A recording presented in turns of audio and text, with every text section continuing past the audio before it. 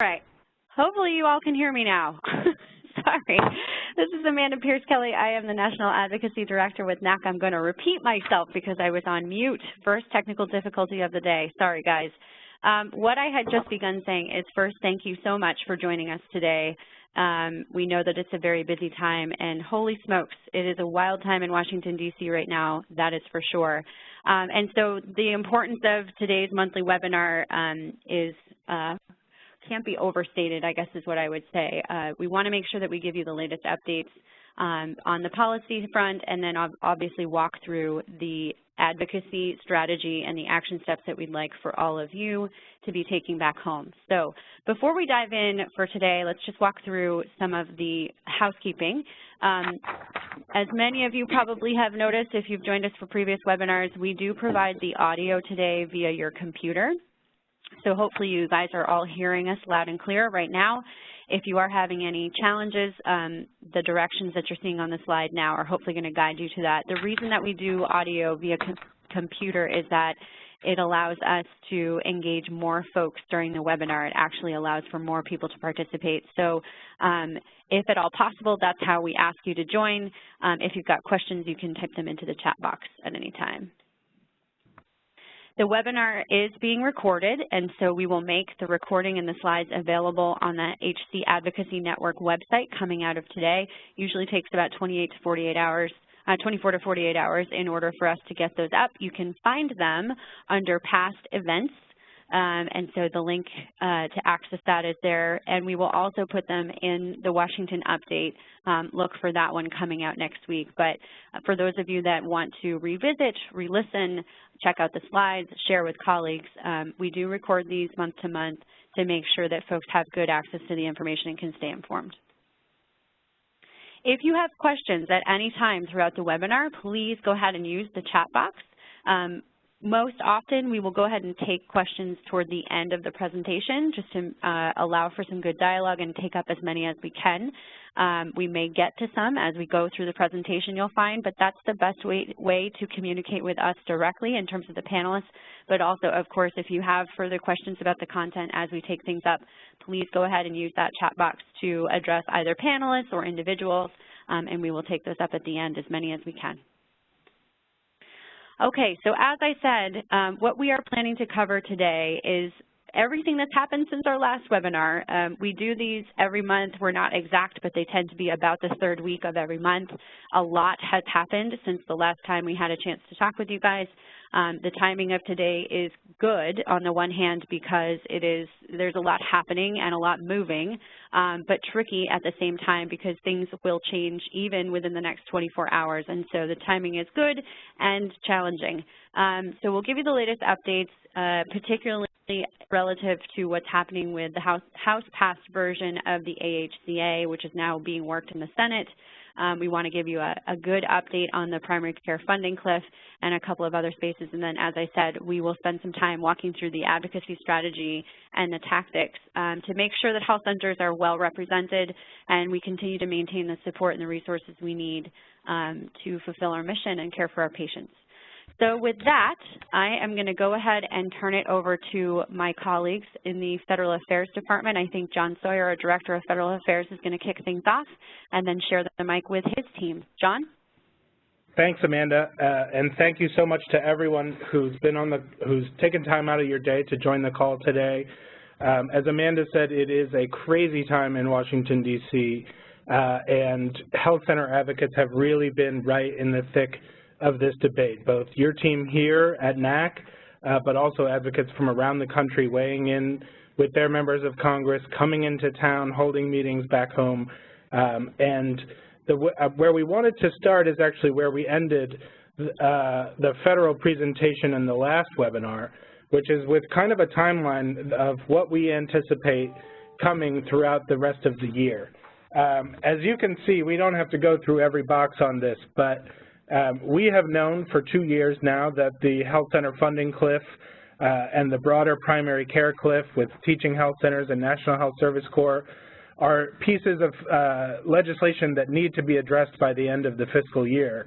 As you can see here, there is any number of other major items that are all headed for that September 30th date. It's the end of the federal fiscal year, so Congress will have to fight to keep the government open and keep funding federal programs. The debt ceiling increase may line up along those same lines. There are a number of other programs set to expire, and we may see at the end of the year a larger budget deal. And so one takeaway we want to have is, with so much lining up at the end of the fiscal year, we have opportunities between now and then to really weigh in on those issues. And so if you look in the yellow and the blue, we have a congressional recess just the week after next for the July 4th holiday, and then as folks know, the August recess will also be taking place for the entire month of August. Congress will be home, and you really have an opportunity, especially with National Health Center Week there, to really engage with them. Obviously, there's the NAC-CHI there as well, and we have put a couple other pieces on here, and this is where we're going to spend a lot of our time today, is around the anticipated timeline.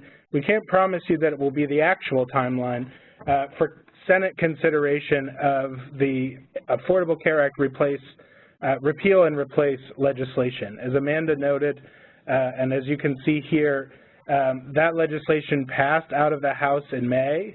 The legislation is now being considered in the Senate.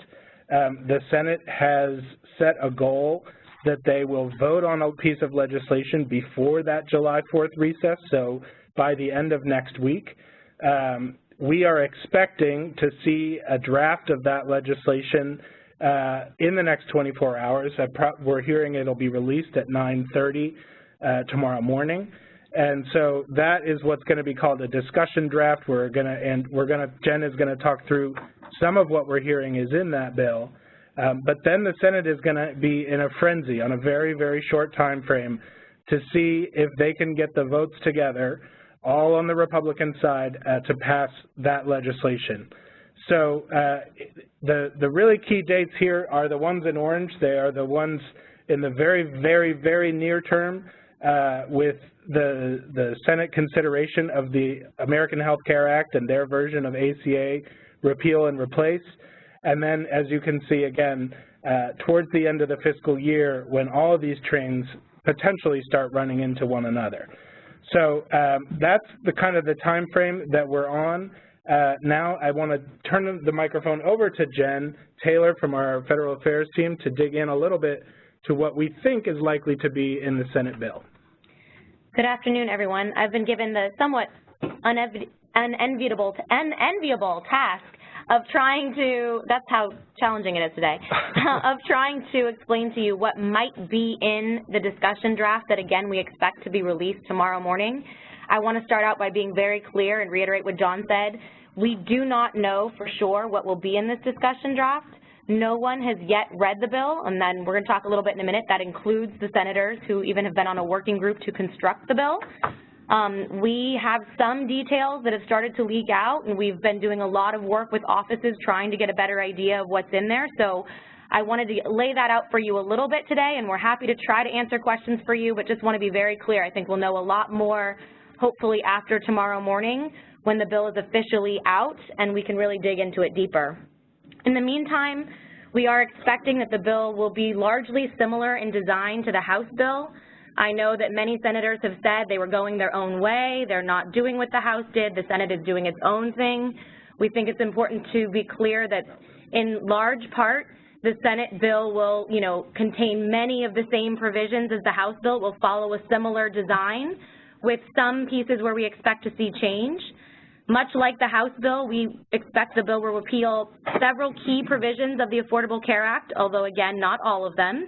We expect it will repeal the individual and employer insurance mandates, repeal many, if not most, of ACA's tax provisions. We think it will drastically change the way that the ACA subsidies go out to help low-income people buy insurance. So I'll be clear, we don't know yet the mechanism that they will try to move forward with to replace those subsidies.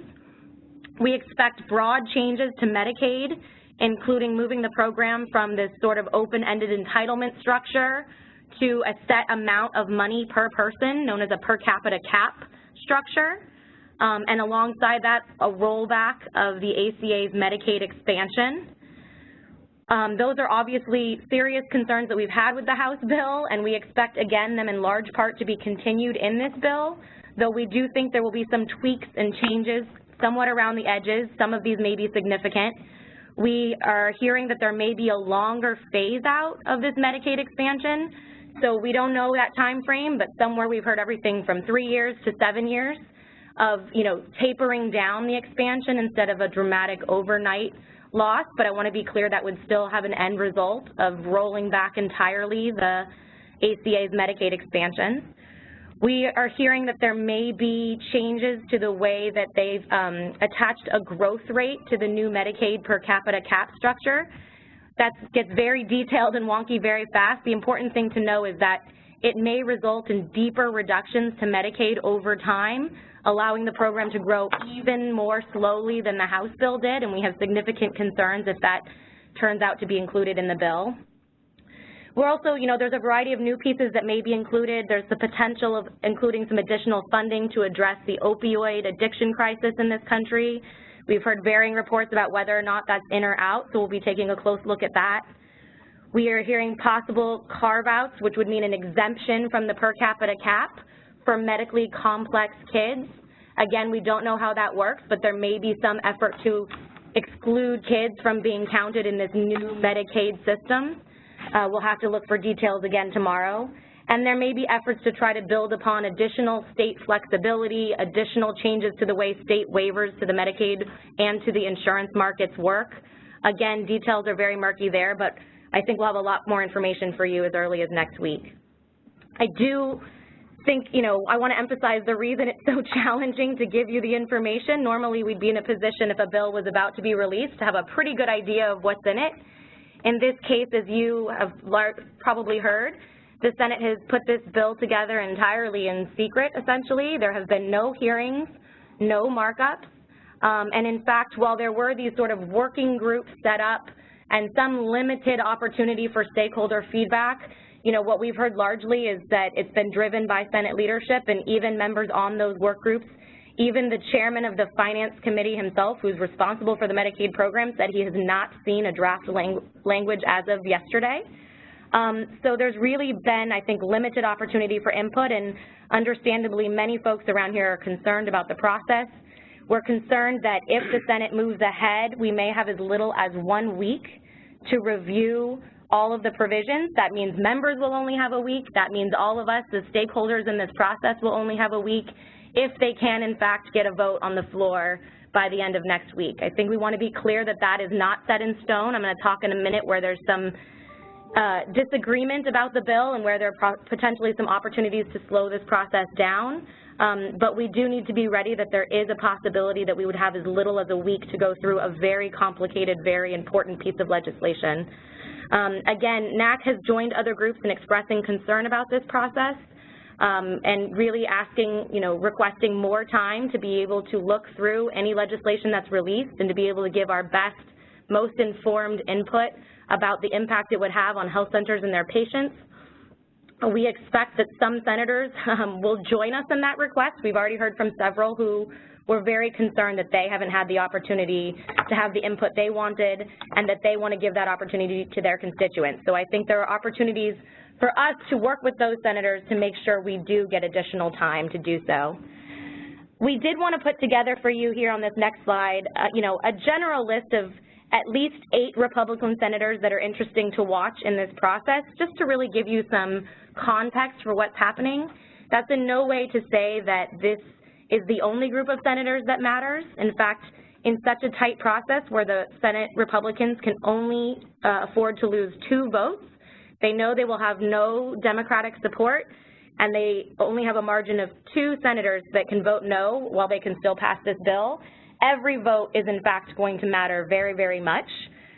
So if you don't see your senator on this list or we don't mention them on this webinar today, please still connect with us. Amanda's going to give you action steps that you can take to work with any senator on this process. Every vote is going to matter at the end of the day.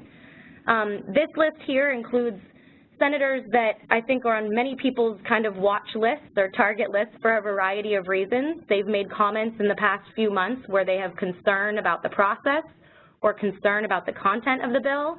I think largely they fall into groups of either moderate senators who are concerned about some of the changes, including especially to Medicaid and what that would mean for their constituents. It includes also a group of conservative senators. That's a little bit of a smaller group. I would say that includes Senators Lee and Paul here listed on this slide, and potentially Senator Cruz from Texas as well, who think the bill doesn't potentially go far enough in repealing the Affordable Care Act. I think you'll see specific variation even among these members about their concerns. You know, on those who are really inclined to be looking at the Medicaid provisions, there are senators from states who expanded Medicaid and states who did not, who may have very different takes on the direction it should go. There are senators who are worried about how you phase out the expansion or whether you phase out the expansion. There are senators that are concerned about how fast or how slowly you rein in the spending on the program.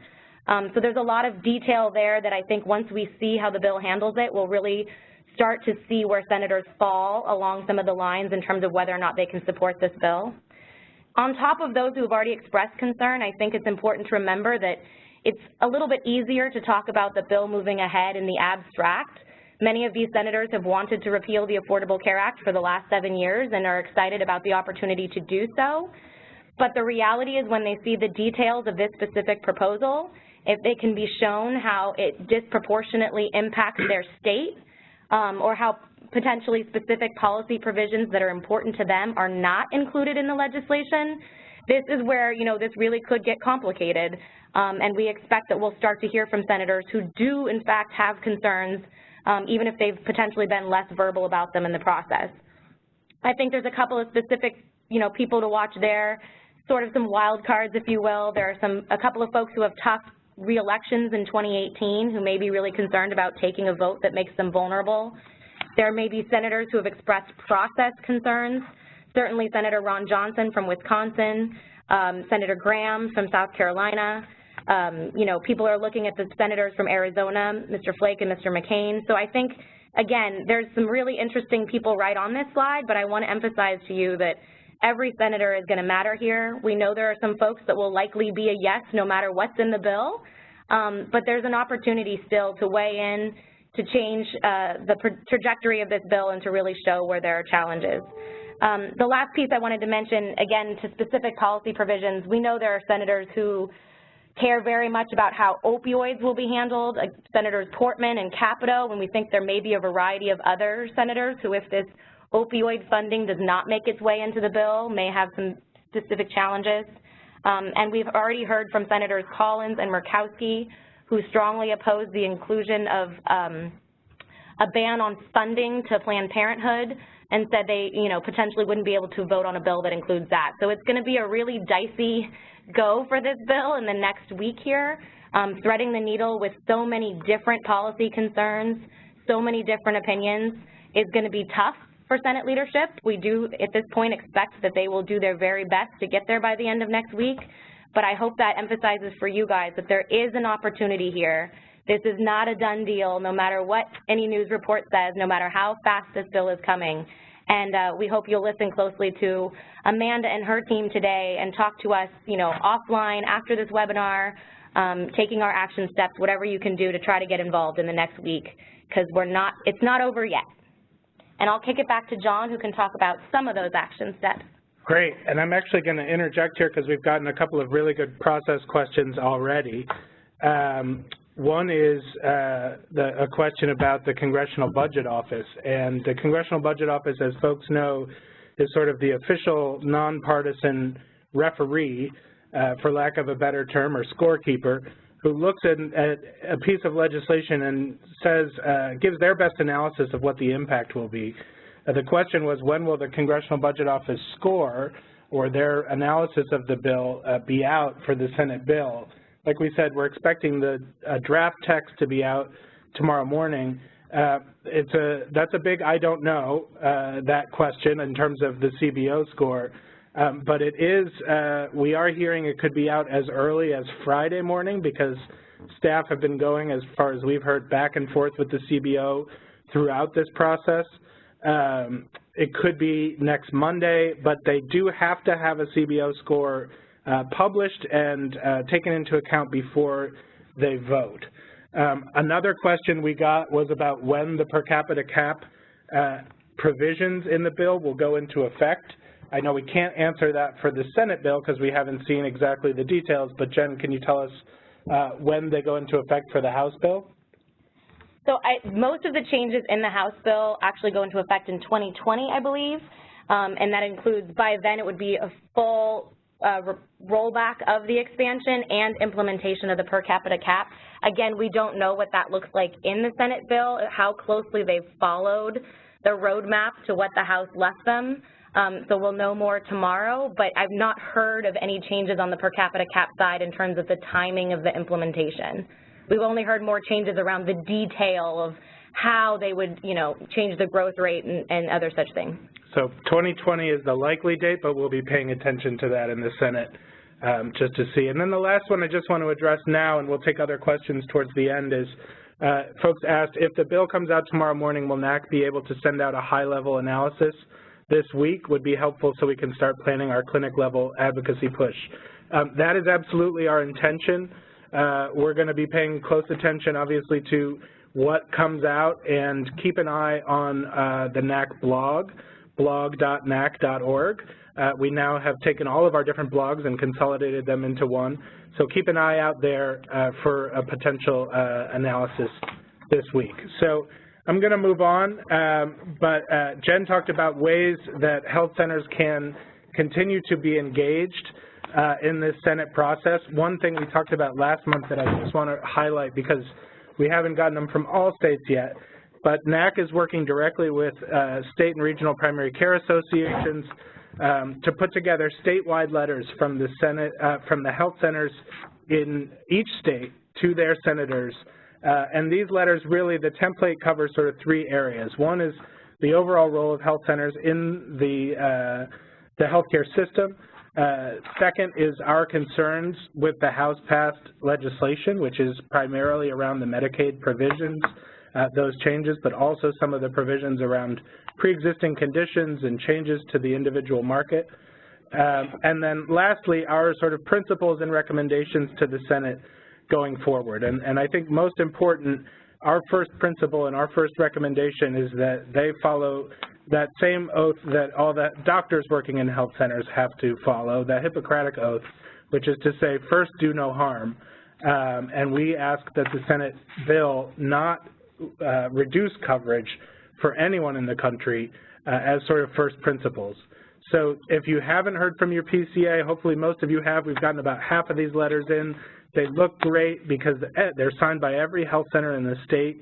They're an incredibly effective advocacy tool. But work with us to finalize these going into next week, because it's critically important, I think, that we all be on record. Speaking of that at the individual level, I'm going to turn it over to Amanda to talk a little bit about specific actions folks can take. Thanks, Don. Yeah, you guys will notice that we follow a trend with these webinars, and we try to intersperse sort of what you can be doing in advocacy tips in and amidst the policy discussion. So I think just to echo what Jen and John have both just said is that there is still time to weigh in on what's happening in the Senate right now. We have an active Senate alert on the AHCA. It has been active for a while, but we have refreshed the messaging to reflect where we are in the timeline right now. You can see on the slide that it's very easy. You can go to the Health Center Advocacy Network. The link is there in front of you. Click Take Action. That is going to be front and center.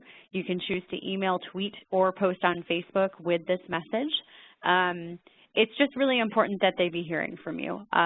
Absolutely, they are counting the number of contacts that they are getting, and Jen walked through, the individuals in the Senate, 9-10 of them or so, that are not necessarily certain in terms of where they will fall in this process, in this vote, should it occur in the short term. And so them hearing from you just reinforces any concerns that they have, and now is the time. If you have not taken action on this very important issue, we encourage you guys to do so, and you'll hear a bit more about that a little bit later. And then there's one other piece, John, if you want to just head on to the next slide here. There we go. You heard John mention that we have been really happily and successfully working with the primary care associations and with many health centers around the country to submit those sort of statewide letters to members of the Senate. Well, there's some counterpart work to those letters that we are really encouraging folks to take on, and this is consistent with something we began last month, but is still very relevant considering everything that's happening right now, and that is to be sure that you are educating your mayors, your state legislators. There's a counterpart statewide governor letter that very much mimics what we have been encouraging folks to send on to their senators.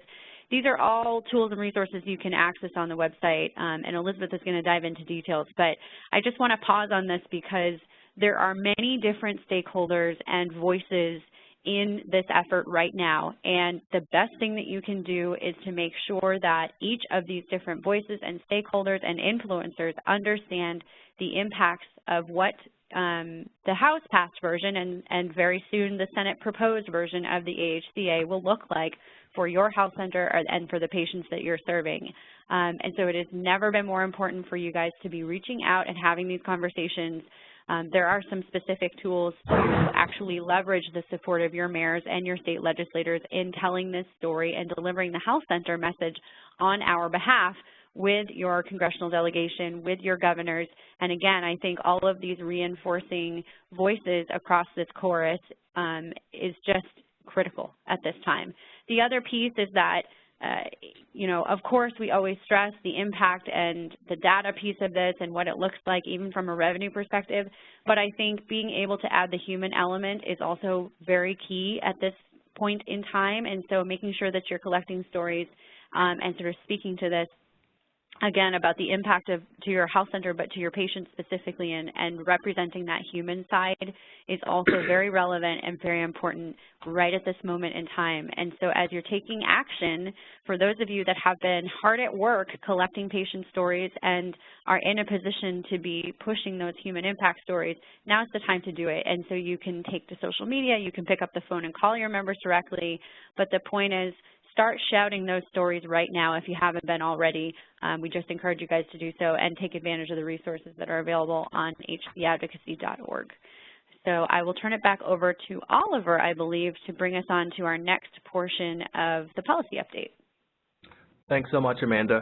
And to John's earlier point about having such a crowded summer as we approach September 30th, and to Amanda's point about reaching out to our legislators and making sure that they hear from health centers about the importance of health center funding and the AHCA. We wanted to take a quick look back to make sure that you guys know what's coming forward and understand the current environment when it comes to federal funding for health centers and keeping the government open. And so just as a quick note, as a reminder, Congress passed an omnibus bill in early May, a short-term spending bill, which gets us through the end of the federal fiscal year and also will line us up, federal funding up with the health center funding cliff, which will occur on September 30th, 2017. And so that short-term spending bill was very good for health centers in terms of discretionary funding. It provided $1.5 billion for us. And so Congress has a very strong interest in trying to battle the opioid crisis that's been ravaging the country. And so they really instructed HRSA to really carve out $50 million for mental health and $50 million for opioids. And so for those of you who are from those states that have been hit hard by the opioid crisis, really important that you tell that story when you're in contact with Congress and talk about how health centers are really helping using their Medicaid programs to help meet folks who are struggling with addiction and who are struggling with mental health diseases, and how health centers are stepping into the void and really helping to fill the gap for families and communities that have really been ravaged by this disease. Those personal stories and those anecdotes will go a long way to helping legislators understand our role in delivering health care and understanding why health centers are so good at what we do in delivering care efficiently and effectively for so many communities. And so along the funding front, we also had great success with our FY18 appropriations letters. As you guys remember, we rallied 290 representatives in the House to sign on to our health center funding letter, and those were led by our two champions, Gus Bilirakis from Florida and Gene Green from Texas. And then in the Senate, Senator Roger Wicker from Mississippi and Debbie Stabenow from Michigan joined 60 other senators and brought 62 members on board their letter. And so this is part of the collaborative front where we really do engage you guys, our grassroots, to make sure that Congress understands the importance of having a strong and robustly funded health centers program and making sure that they understand the need to fully fund the program as they continue the FY18 appropriations process. Now, Congress is in the midst of negotiating the remainder of the FY18 appropriations bills, and they're not quite sure how that process is going to shake out yet. But as you guys know, we're quickly racing to the end of the federal fiscal year, September 30th, 2017, which coincides with the health center funding cliff. And so it's important for you all to deliver the message to Congress that reliable and dedicated funding for health centers matters, and it's important for Congress to act now, well ahead of the cliff, well ahead of the August recess, to make sure that health centers are fully funded and robustly funded, and that the federal government keeps its doors open to ensure that the folks that we provide care for can access it all around the country. And so we've got two primary asks. One, that Congress provide at least level funding for health centers and discretionary appropriations. That's $1.5 billion. And to ensure that our cliff fix is addressed well before September 30th, 2017. As you guys know, you're signing leases, you're bringing on staff, and all of this takes planning and timing well ahead of time, and so we have to make sure that Congress provides that funding for you guys well ahead of September 30th, because as John showed you all earlier, there are so many things that Congress has to address before the cliff arrives and before before September 30th. We want to make sure that health centers are fully funded and addressed well before that date. So if, John, we can go to the next slide. Thank you. And just as a quick update on the primary care funding cliff, we wanted to give you guys a few things to look out for. There's good news, actually, on the health center and CHIP funding front. So the House Energy and Commerce Committee scheduled a hearing to talk about funding for community health centers and the CHIP program. That's another program that also faces a cliff on September 30th. And so generally this is good. This means that Congress is finally getting around to putting health centers as a priority on their docket. And so we had Mike Holmes from Minnesota scheduled to come out and testify on behalf of health centers and tell our story and talk about why health centers are so important and why Medicaid is important to the work that we do. Sadly, that hearing was postponed due to the shooting in Virginia last Wednesday, but it has been rescheduled for 9 a.m. this Friday morning. And so for those of you who are willing to tune in, you can find the hearing once again live at energycommerce.com. And so they're going to have a live stream, and Mike will be there telling the story of health centers and why we're important. And so we would like each and every one of you to tune in and give as much support as possible. On the other front, HRSA made the rounds on the Hill about 2 weeks ago, and they met with the four appropriations committees, the House and Senate appropriations committees, both Democrats and Republicans on both sides. And this is part of Congress really prioritizing the importance of health centers. And so the folks at HRSA went around and talked about what the health center funding cliff means to health centers and to the work that they do. And they talked to Congress about why the cliff has to be solved as quickly as possible and why we can't go beyond September 30th in terms of funding. And so it was really important for HRSA to get out and talk to members of Congress one-on-one and explain in simple details the work that health centers do and why reliable and dedicated funding is important right now and why we can't wait until September 30th. And so that was good news on our behalf. And then just two other updates. We are excited to hear that there's legislation coming forward on both the Teaching Health Centers program and the CHC fund. So we're working with a broad coalition of other organizations with a couple of members in the House of Representatives, both a Democrat and a Republican, to try and provide dedicated and reliable funding for the Teaching Health Centers program, and also working with a number of senators to make sure that we can have a champion in the Senate to really push for dedicated funding to solve our health center funding cliff and to fully fund the health centers fund. And so we are excited. We're hoping that those bills will be introduced very soon, and when we know more, you all will know more. And so with that, I'm going to turn it over to Amanda. Thanks, Oliver. Yeah, there's a theme here, folks. This really started at the turn of the year. We are in a heck of a time in terms of the demands for advocacy. The primary care funding cliff, of course, is yet another massive priority in terms of our advocacy One of the very best tools, and frankly, we couldn't have asked for a better timeline other than maybe having a cliff fix already done by now, but one of the best tools that we have for the purpose of having this conversation and really pushing our members to get a fix put in place and take some action in Congress to make sure the primary care funding cliff is addressed is National Health Center Week. We're going to talk more in detail about Health Center Week a little bit later on in the discussion, but just really want to encourage, highlight, flag, prioritize the use of National Health Center Week to have conversations about the primary care funding cliff and, frankly, potentially about what's going on the Medicaid side as well. And in particular, hopefully many of you have already done this, but if you have not, we would really encourage you guys to take advantage of both the Cliff Estimator tool and the Medicaid Impact Calculator. They can both be accessed on actually both websites, but certainly on healthcenterweek.org and on the HCAdvocacynetwork.org as well. Those are just very helpful tools in being able to talk about what does the primary care funding cliff look like at your health center in the context of that 70% reduction of funding on the grant side. What would the potential Medicaid impact look like at your health center? And so as you're having discussions with your members of Congress, who you should be inviting if you have not done so already, who you should be inviting to your National Health Center Week events, and all of your state, local, county legislators as well, these are very helpful tools to have that conversation, to express that impact in the numbers and really what it looks like in terms of figures, and then hopefully, as I mentioned before, to complement it with the human impact and have some patient stories and sort of community impacts as well, so that they can understand that this is, you know, the biggest and most pressing impact, of course, is health center specific, but that there's a ripple effect, in fact, across the entire community, which you all, as advocates at the health center level, are in a really good position to be able to speak to. And from there, I think I will turn it back over to John and his team to take up our last piece of the policy update. So we didn't want to forget, because there's other issues still on the front burner, and so I'm going to hand it over to Michaela to plug a recent resource that we put together around 340B. Great. Thanks so much, Sean, and hi, everyone.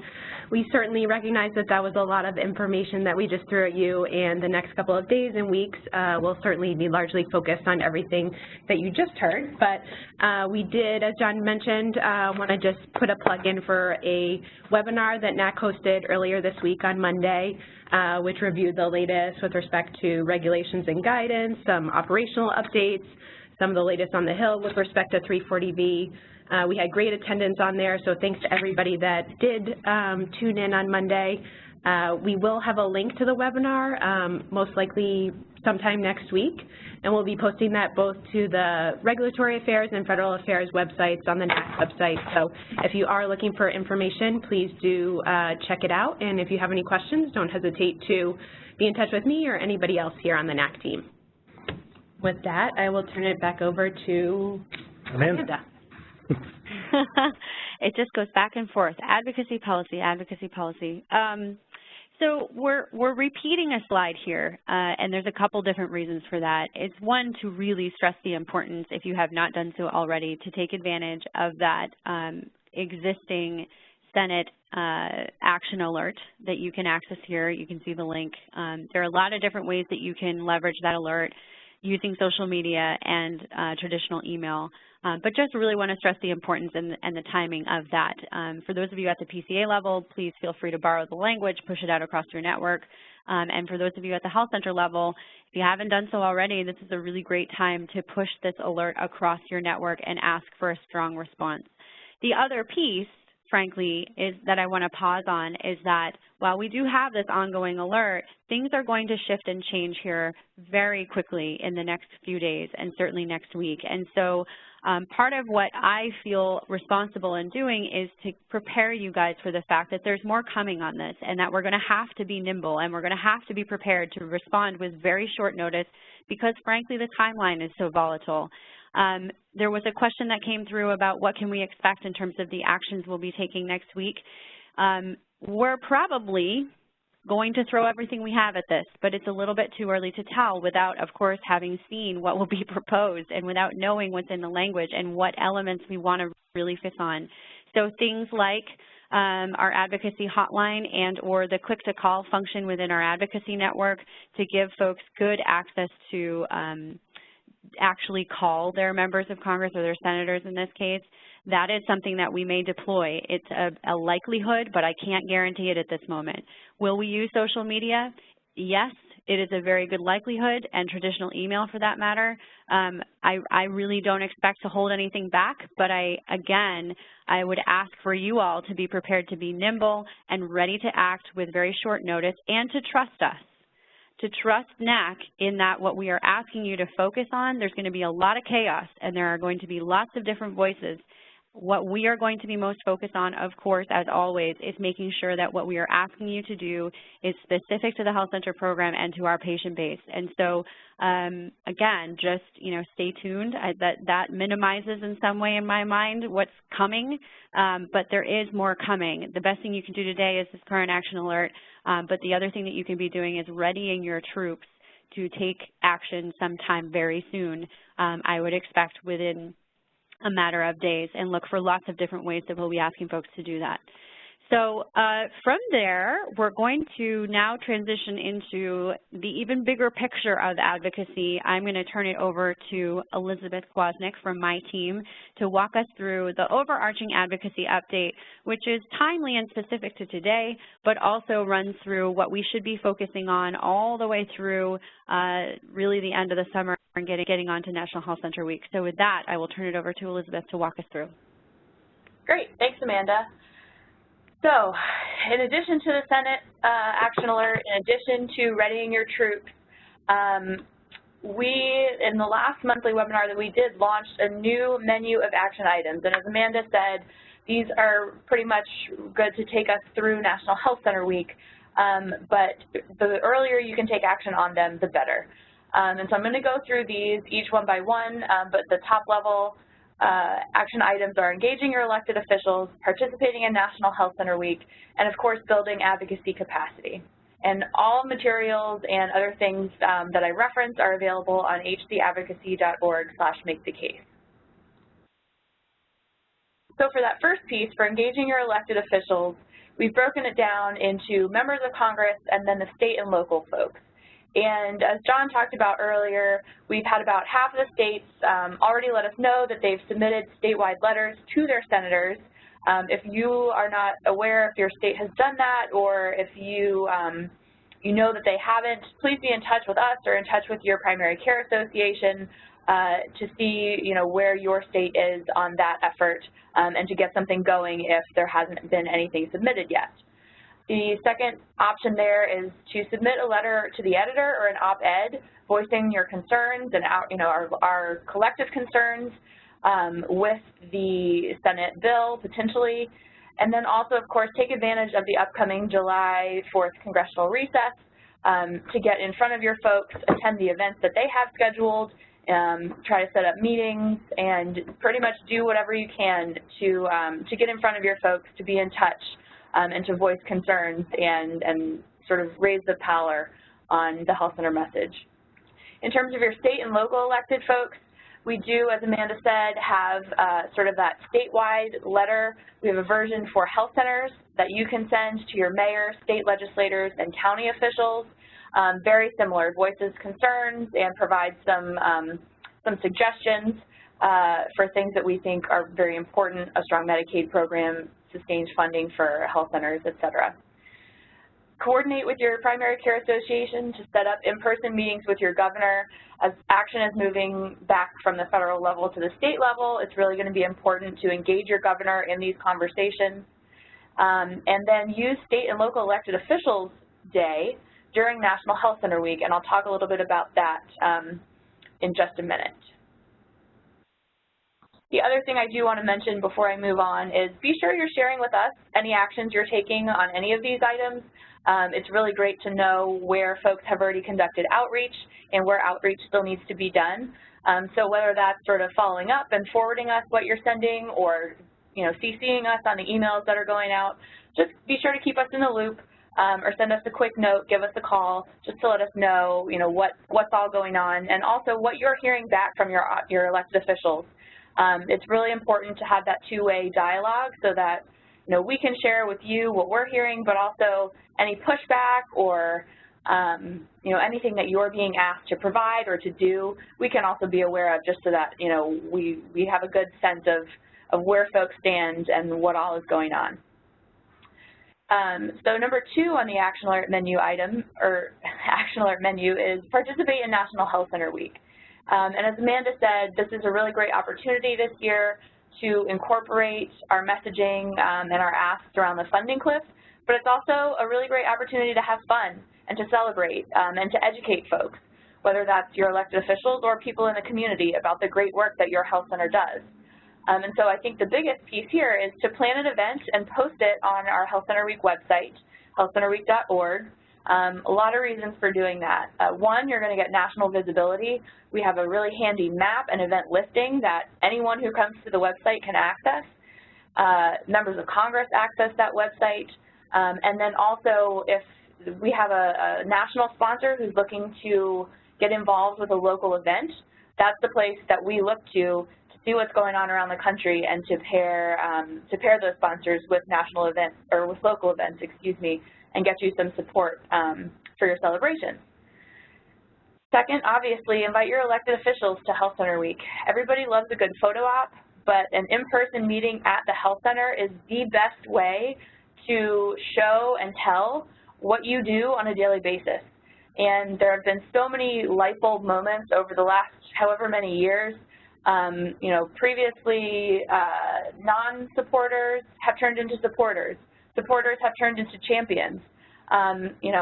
Seeing the work that's happening on the ground, seeing folks in action is a great, great way to tell the story of the health center, but also to potentially change somebody's mind and to really solidify the great work that you're doing. Of course, media is also a part of Health Center Week. Submit a letter to the editor or op-ed. We have templates for that on the website. And also social media is going to be a huge part of Health Center Week yet again.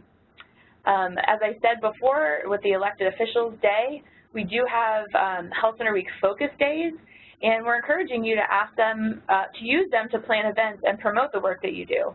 So we have everything from that Elected Officials Day, we have Health Screenings Day, a couple of days during the week we're recognizing special populations. There's going to be a Children's Health Day, and then also a day specifically focused on consumer board members. So hopefully that gives you sort of a broad swath of ideas, and while you're certainly not, pigeonholed into only celebrating children's health on that particular day, we really hope that the focus days give you a little bit of, an idea and a framework onto when you might want to celebrate certain things and highlight certain things.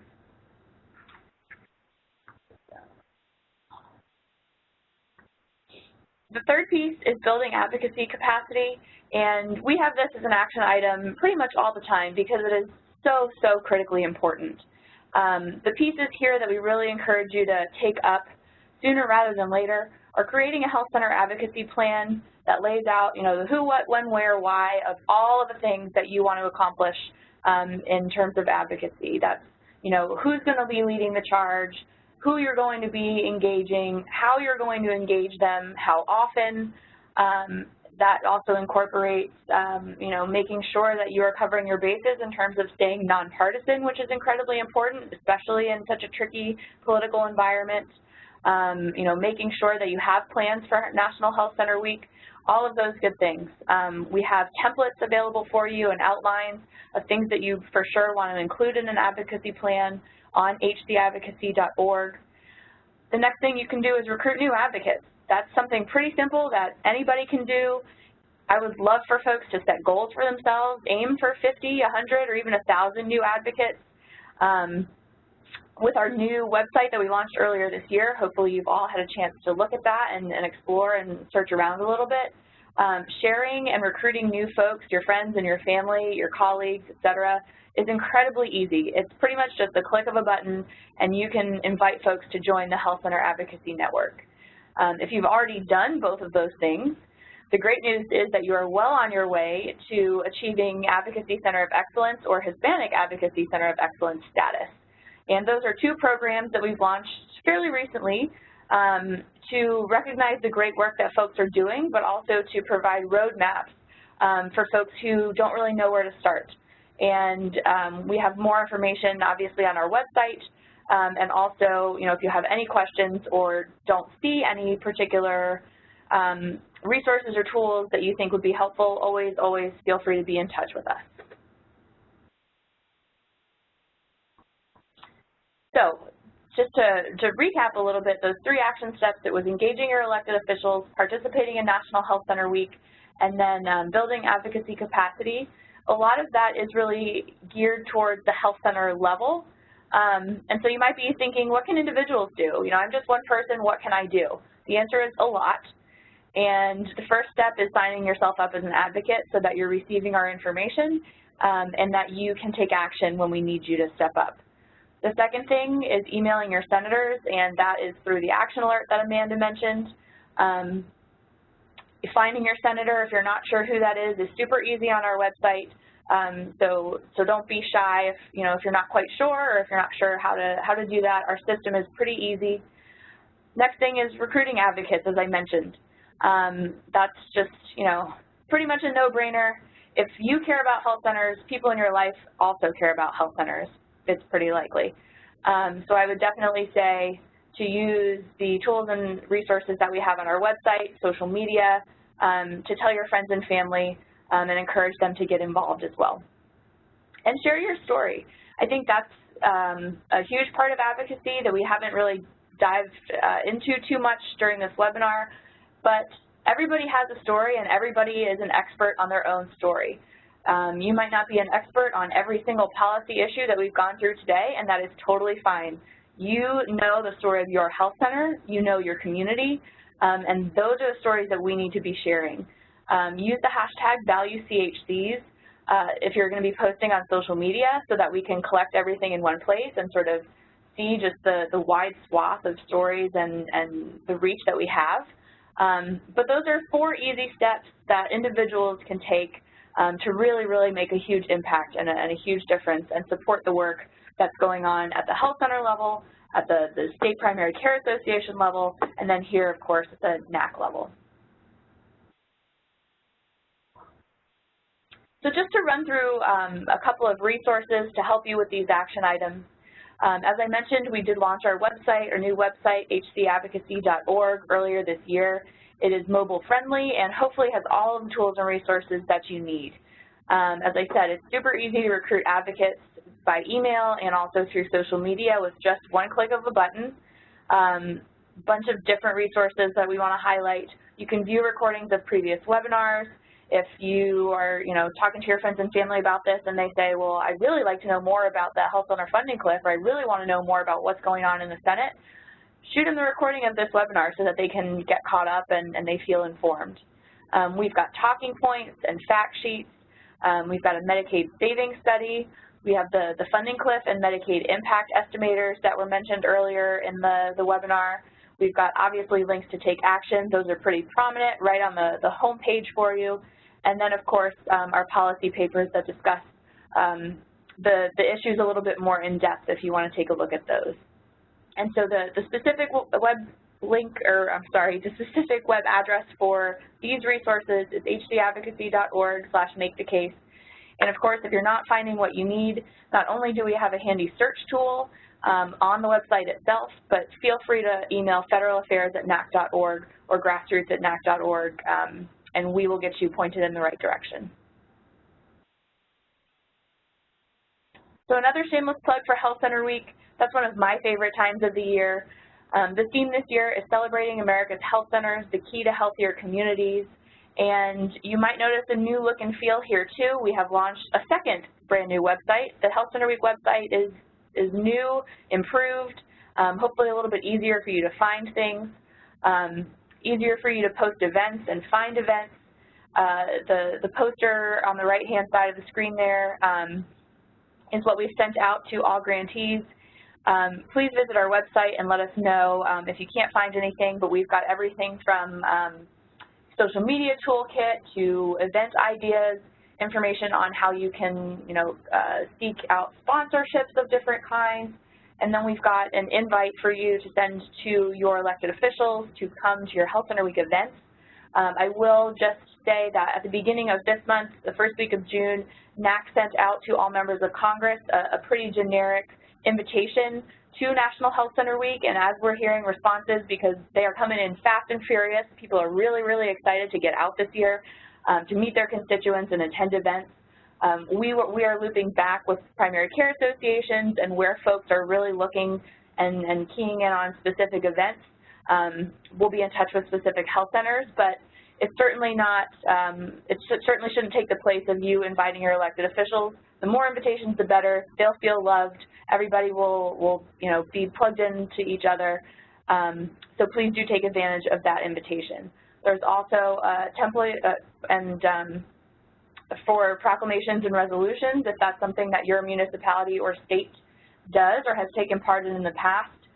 We will be posting those from now until the end of Health Center Week. So if you get something for your town or your city or your state, please feel free to send that to us. We will, of course, be posting news and other information throughout the summer and, of course, during National Health Center Week, but also wanted to highlight the two hashtags we'll be using, NHCW17 and ValueCHCs. So if you're on social media, you can start now. Use those hashtags so that we can, again, collect all that information in one place and really just sort of see the groundswell of support and visibility that Health Center Week continues to have.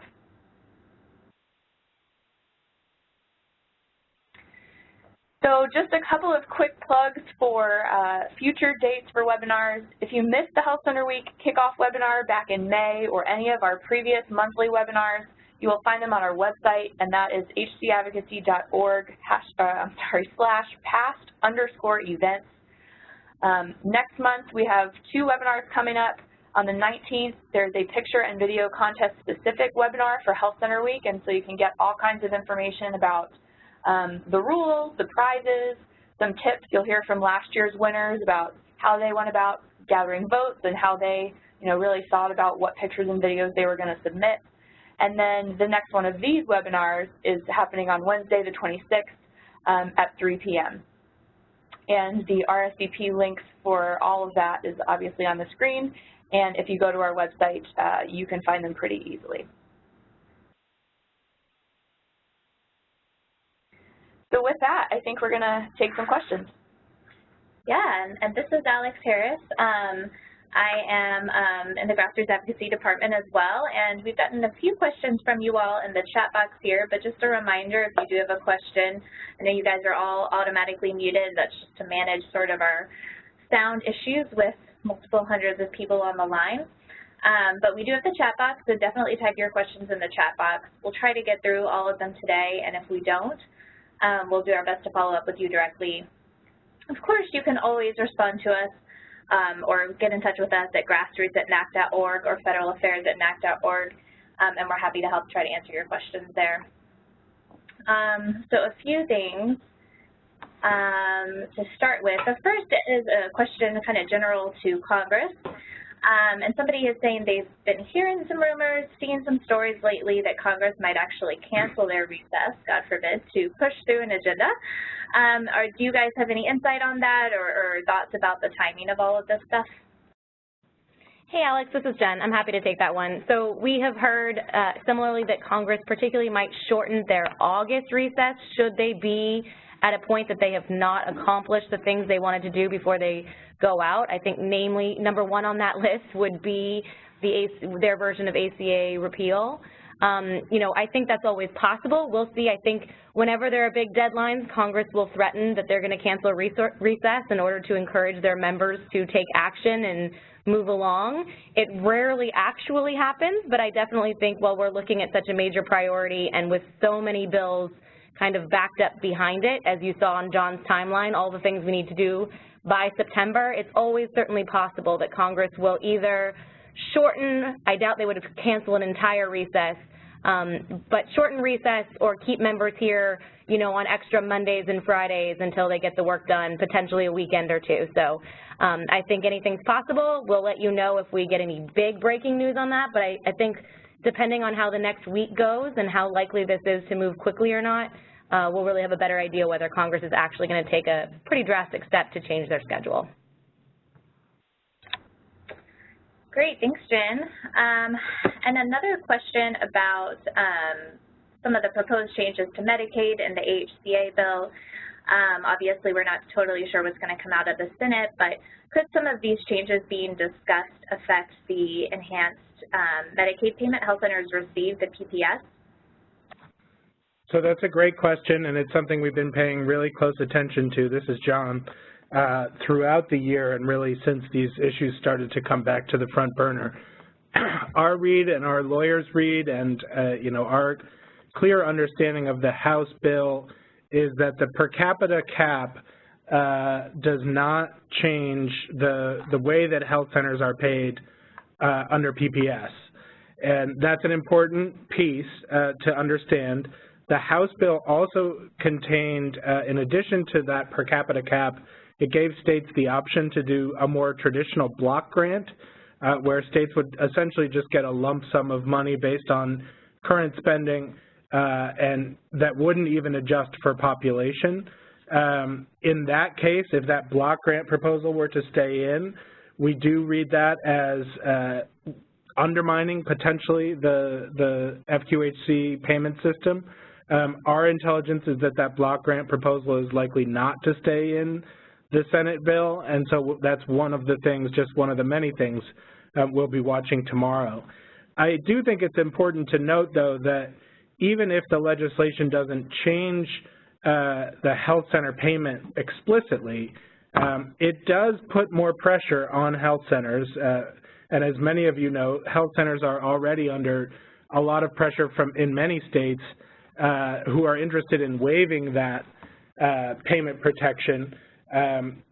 In that case, it really, because there will be so many fewer resources in Medicaid overall, it really continues to put pressure on the health center payment system, even if it's still there in the law, because that is something, as we've discussed in past webinars, that can be waived by a state as long as CMS agrees to it. So all of this sort of fits together, but we're paying close attention. And again, we'll have a lot of this in a high-level analysis that we'll have out hopefully by the end of the week. Great, thanks, John.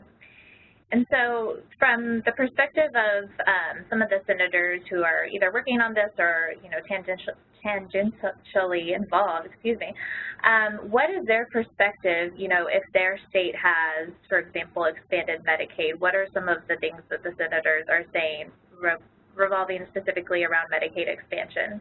And then for those senators who are kind of very much out front against this bill, including some of the Democratic senators, how can we sort of be supportive of fighting against this bill without necessarily burning any bridges? Thanks, Alex. This is Jen. I'll take a stab at the expansion question, and then I'll let John answer the second part.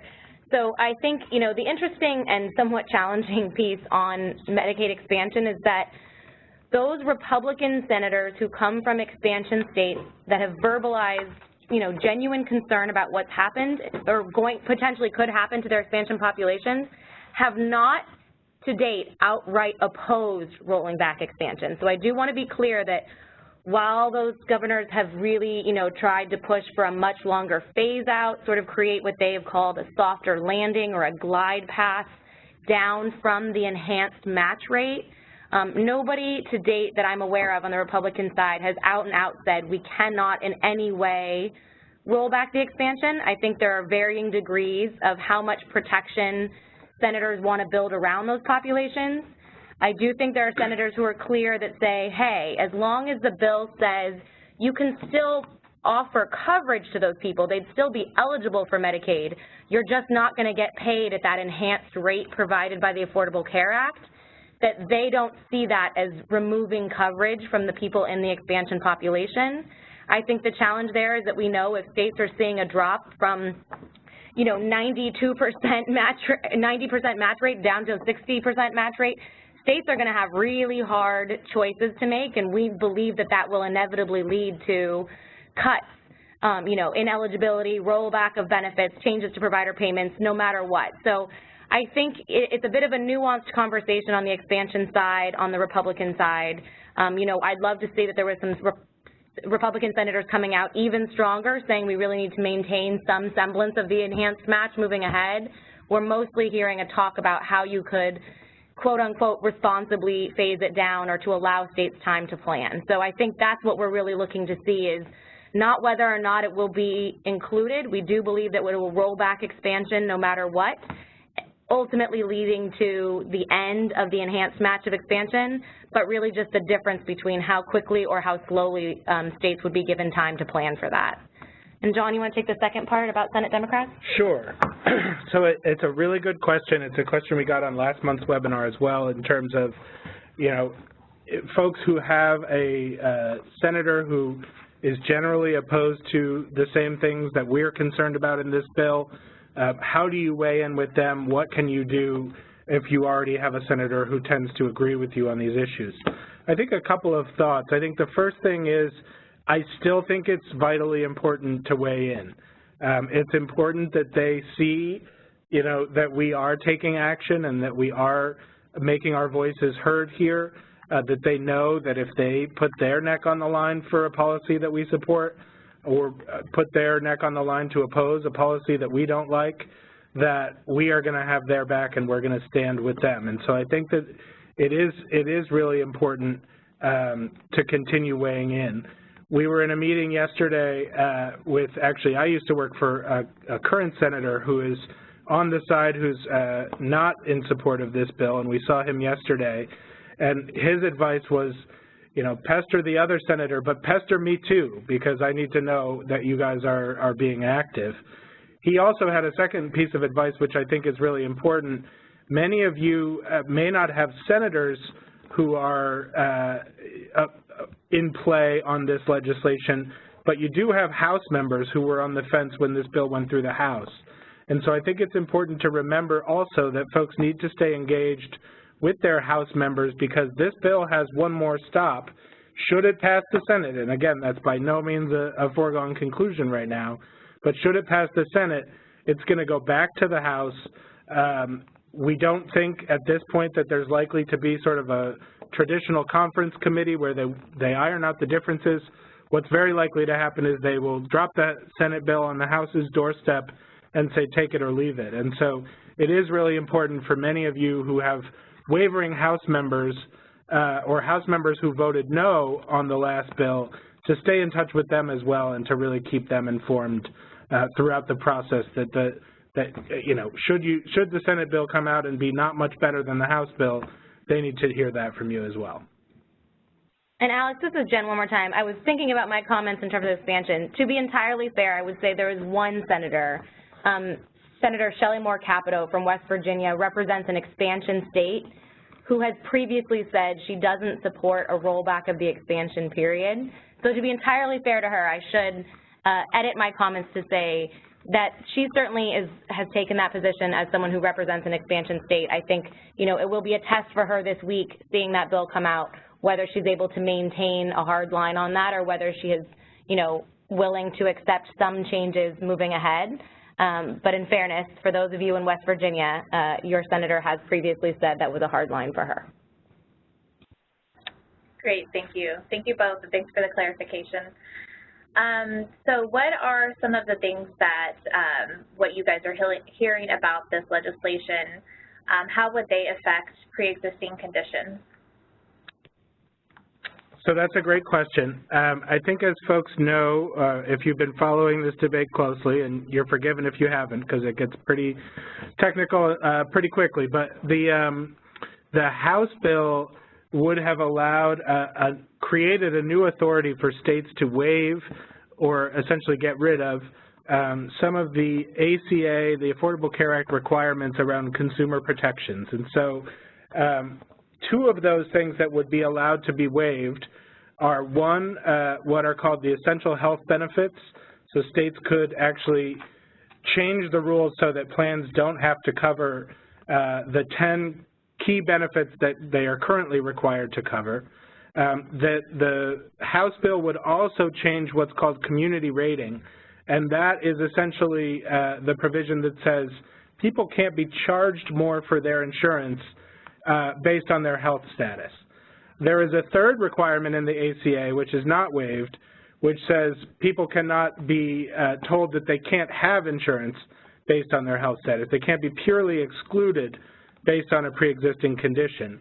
That was not waived, but the effect of the first two in the House bill is essentially to repeal that protection for people with pre-existing conditions. Because if you think about it, if you can be charged more with no limits, or if benefits can be excluded from your plan based on whether you have a pre-existing condition or based on your health status, you're essentially frozen out of that coverage. So that's what was in the House bill. I think as folks saw between Jimmy Kimmel talking about this on late night TV, there was a lot of uproar at town halls over this pre-existing condition piece. That created a lot of controversy, and yet it's still one of the primary demands of conservatives in the overall debate. And their rationale is that by removing these regulations, these protections, premiums will be lower for people when they buy insurance. So it's one of the things we're going to be watching really closely in the Senate bill. What is rumored to be the case is that they are trying to get at the same goal of giving states more flexibility to waive these things. They may use a slightly different mechanism, but overall, we do think those changes are still in play. And again, those are one of the number of things that we expressed concern about in those draft template statewide letters that went to the Senate. Great, thank you so much, John. And then finally, regarding the HCA, if this bill does go through and all of the steps that need to happen to make that a reality go through, what are some of the opportunities to potentially either scale it back or reverse it or change it dramatically in years to come? Thank you, Alex. So I will say a shout out to the person who asked this question, because as soon as he asked it, he then withdrew it and said, you know, I realize we actually need to focus on the here and now. And I think that is actually the answer. You know, the first answer is to the question of whether we might be able to undo these changes should they come to pass. No one knows what the future holds. I think we have an opportunity right here and now. And so that's why we unwithdrew the withdrawn question, because I think it's a really important point that we need to focus on what's in front of us right now.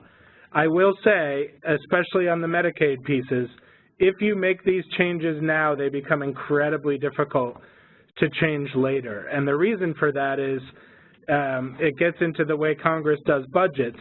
But basically, they assume, once they change the law, they assume that's the new law going forward. So whereas these changes would save money if you made them today, if you make them today and then try and change them tomorrow, they're going to cost a lot of money to bring back, and you have to find a way to pay for that. And so they become very expensive, very difficult things to reverse in the future, and that's why we are, you know, fighting so hard to keep the Medicaid program structured the way that it is, because, you know, no one knows what the future holds in terms of the makeup of Congress, but we have a fight in front of us right now, and I think, you know, these changes are very, very difficult to undo in the future.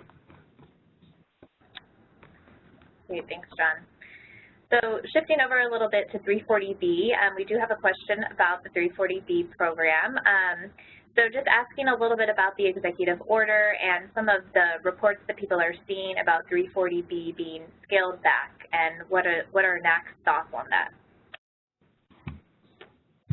Thanks, Alex. This is Michaela, and I'm happy to take that one. So this is a very timely question, because this is actually the one piece of information that was not included on our webinar on Monday, because the story about a draft leaked order related to drug pricing that may also mention 340B actually just came out last night, as reported by the New York Times.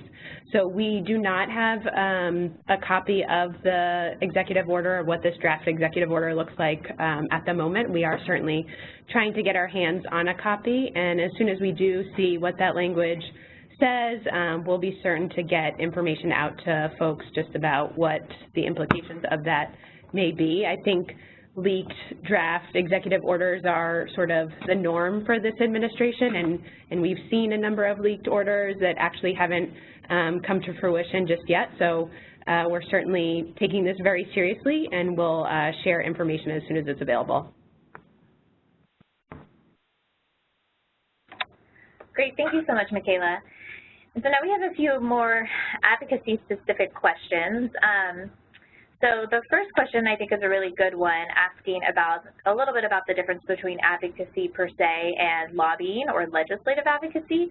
So are some of the actions we are asking advocates to take right now related to the HCA, including that Senate alert, considered legislative advocacy and or lobbying? And Amanda, can you respond to that one? Yeah, it's a good question and clarifier. So, and it's a little bit gray because there is not a specific proposal out from the Senate, but there is notion to it. And so the most recent language on this in terms of how the regulations exist, it does talk about legislation in concept. So from that perspective, what we are engaging in is in fact legislative advocacy and or lobbying. When you're asking, although NAC has not come out so far and just hardline said vote no on this bill or oppose this bill, by expressing our concerns and being clear about our priorities, one could certainly make the case that that's a clear directive. Just to be clear, though, that's very much in bounds. So health centers are allowed to lobby. They're allowed to engage in legislative advocacy. The only red line associated with either of those activities is that they cannot be done or supported by grant dollars. The wonderful thing about every health center I've ever encountered is that your stream of revenue is very diverse. And there are lots of dollars that can be used to support these activities. So just to be clear, it's very much okay, and you should be lobbying and engaging in legislative advocacy. The other piece to this, and whether it be relative to, you know, Medicaid and the AHCA or any number of issues, when you're educating about potential impacts, when you're educating about how your operations work, or talking about concerns that you have, that is just fundamental advocacy, and there's no limit on how much of that can be done. There are also far fewer regulations. The only other thing that I would raise with folks, because it is such a wild and contentious time right now, is that we can never, ever be partisan in any of our messaging, our advocacy, or our lobbying. So you can stick to the facts, you can be very clear about what actions you want folks to take, but you cannot do so in a partisan way. It's really important to remember that right now, because it can feel very personal when we're talking about these issues, and it is personal, there's a human impact here, but you really have to steer clear of that. And if you're doing so specifically in your capacity or in a connected way to the health center, that's a really important to be thinking of and cognizant of always, because if you do act in a partisan way, you're actually jeopardizing your health center. You're putting your 501c3 status on the line. So if you have further questions on the legalese part of advocacy and lobbying, feel free to reach out to us. There's a lot of nuances, and we're happy to talk to you about it just to make sure folks feel comfortable. But again, much of what we're talking about right now, and certainly what I would anticipate is coming, is and does fall under the realm of legislative advocacy and lobbying, and that's okay. Just make sure that you're using revenue sources that are not 330 grant dollars to support those activities. Excellent. Thank you so much for clarifying. And then we get this question a lot, actually, but how can those advocates who feel like they are getting a ton of support from perhaps, in this instance, they're more liberal members of Congress, how can they be most effective in our advocacy efforts right now? Yeah, I can take that, and then I think John may want to chime in. And actually, I think John, to some degree, spoke to this already. So here's the deal. I think that a lot of folks who have supportive members of Congress or even state legislators feel like, I just feel stuck. I really want to engage on this, but I'm not sure what to do. There's a couple pieces to remember. Even your supportive folks need to hear from you, and there's a bunch of reasons for that. One is that they're still tracking how many people are reaching out to them on these issues. They're looking at how important is this to the folks that I represent back home. They're also using that as a really important tool to be able to take when they're talking with their colleagues on either side of the aisle to say, I'm getting pummeled. The phone never stops ringing. I'm getting more emails than I've ever seen. It strengthens their voice, it strengthens their case, and so really what you're doing is you're providing them an extra tool in their toolbox to have this conversation and to advocate on your behalf and to fight that much harder. So it's really important, even for those folks that are supportive, and maybe the best way to do that is to start by saying thank you. I really appreciate the fact that you're supportive, and we know that you understand health centers, but it's just so important that you understand these are the major pieces that are most troubling to us, and we really want to see this outcome on this particular piece of legislation or proposal. And that's the information that they're going to take to have those conversations. The other thing that I would say for supportive folks, whether it be in Congress or elsewhere, is to ask them, to say, I know that you're supportive and we're so grateful for that, but this is too important for us not to engage on. What can we do to be helpful? What can we do to support you in fighting this? What can we do? And serve as a resource to them. You'll be surprised at the suggestions that you'll get in response, but boy, do they remember that when you're willing to back them up, to step up and say, boy, we just really want to help. This is so important. And so those are the keys, in my opinion, in terms of those supportive folks where, it can feel a little bit helpless at times where, I don't have to worry about my guys, but what should I be doing? So that's where I would start. John, not sure if you have anything else that you would add at this point, but those are the biggies. No, I think you really covered it. Thanks, Amanda. Mm-hmm.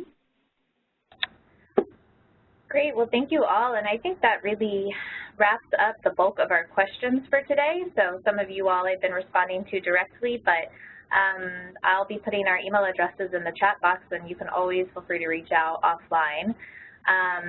Rest of the group, Amanda, John, any final thoughts? I will just say that we're so grateful to all of you for the incredible advocacy that you're doing back home. We understand that this is a really turbulent and uncertain time for you guys, and we rely so heavily, and frankly the success and the power of the Health Center program has to do with you. It has to do with your voice and the work that you're doing now. And I would just remind everybody, I've been saying this a lot, that it can feel very scary, it can feel very helpless and hopeless maybe even at times, but I want everybody to remember something. You should hold your head high every time you're talking about health centers, because I tell you what, health centers have more support than just about anybody in Washington, even in this most contentious time. And you should be proud of the message that you're bringing, and you should do so confidently. And know that they respect you, know that your voice matters in this, and you are very powerful. So now is the time to take action. Look for more direction coming very soon. And we really mean it when we say, if you have questions, if you need more resources, even if you're just frustrated, because boy, we have our frustrated moments, be in touch with us. Let us know what we can do to help. We want to hear from you, and just thank you a million times for everything that you're doing. And I'm not hearing anything from my counterpart, John Sawyer, so we will end there and just say thanks again, guys, and have a great day, and we'll be in touch very soon. Take care.